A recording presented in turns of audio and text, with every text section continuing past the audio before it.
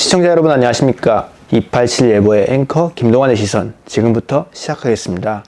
벌써 12월의 절반 정도가 지나갔습니다. 이제 연말인데 다들 이제 좀 바쁘시고 연말 정산하시거나 아니면 연말을 대비하시고 새로운 한 해에 대해서 계획을 짜고 계실 텐데요.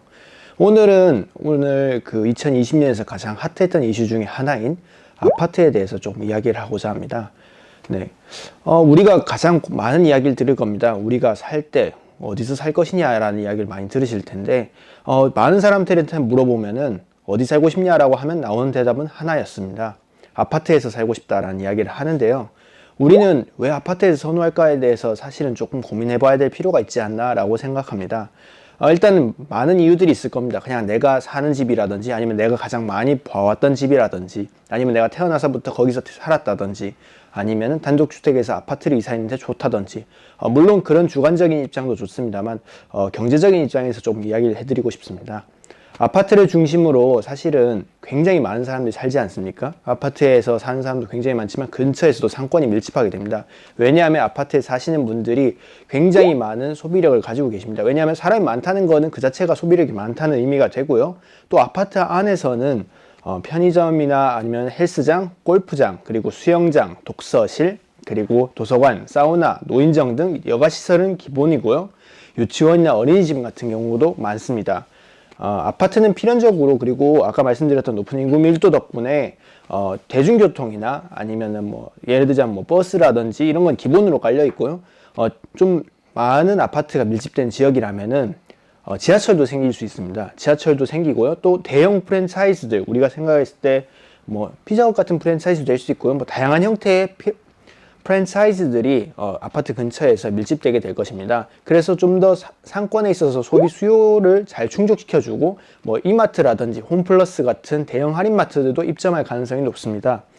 예를 들자면 둔촌 1동 같은 경우에서는 지금 없어진 행정구역입니다만 아파트 한 단지, 그 거대한 단지를 수용하기 위한 전용의 동사무소가 있었을 정도로 아파트는 굉장히 인구 밀도가 높고, 그에 따라서 행정적 편의도 굉장히 편하게 잘 차려져 있기는 합니다. 그래서 우리 입장에서는 사실 아파트를 사는 게 좋아할 것 같고요. 또한 관리사무소와 경비실이 있어서 관리와 보안 요소들 같은 경우에서도 좀 더 안전한 측면이 있습니다. 만약에 우리가 단독주택에 살게 된다면은, 만약에 우리가 사설 경비나 이런 거를 하려고 하면은 좀 1인당 소요되는 비용이 훨씬 더 많이 들게 됩니다. 하지만 아파트는 많은 사람들이 함께 살고 있기 때문에 그 비용 구조가 굉장히 나눠질 수 있는 구조가 될 수 있다고 보시면 될 것 같습니다.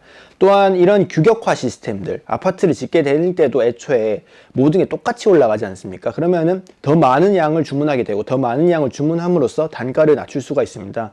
그 낮은 단가를 통해서 건축 비용도 굉장히 절감할 수도 있고요. 또한 주차장 공간도 되게 많이 부족하지 않습니까? 요즘 세상에서. 그런데 아파트 단지를 짓게 되면 지하 주차장을 이용해서 필요한 주차 공간 역시도 충분히 확보할 수 있지 않나라고 생각됩니다. 그리고 같은 공간에서 많은 집들을 한 공간에서 지을 수 있기 때문에 토지 비용에 대한 그 비용도 사실은 n분의 1로 계산되기 때문에 굉장히 저렴하게 절약할 수도 있고요. 그래서 사람들이 아파트에 좀 많이 살려고 하는 게 아닌가라고 생각하는데요. 많은 사람들이 사실은 서울에 살기를 원합니다. 수도권과 서울에 살기를 원하는데, 수도권과 서울 사람들이 2천만 명이 됩니다. 사실 전 한국의 인구의 절반 정도를 수용한다고 보시면 될 것 같은데, 그 인구를 수용하게 되는데 가장 큰 역할을 한 게 아파트가 아닌가라고 생각합니다. 그리고 사람들의 기본은 의식주라고 저는 생각합니다. 의식주 모든 게 충족되지 않으면 사실은 사람이 기본적인 생활을 영위하기도 쉽지 않은데요. 그 중에서 주거가 요즘에는 가장 핫한 이슈가 아닌가라고 생각합니다. 주거 비용을 줄이는 게 그래서 굉장히 중요한 요소고, 많은 이슈가 되는 이유도 주거가 굉장히 중요하다는 걸 반증하는 입장이기도 한데요.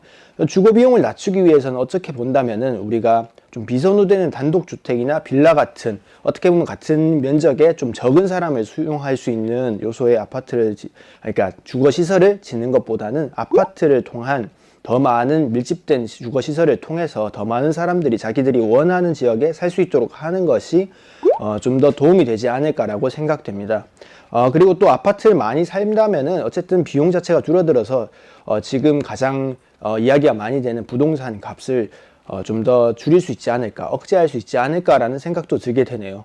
요즘에 살고 있는 게 함께 사는 세상이지 않습니까? 물론 아파트에 살게 된다면은 우리가 거주민 간에서 교류가 줄어드는 건 굉장히 아쉽긴 합니다. 하지만 우리가 살 수 있다는 것 자체만으로도 충분을 이미 충족한다고 저는 생각합니다.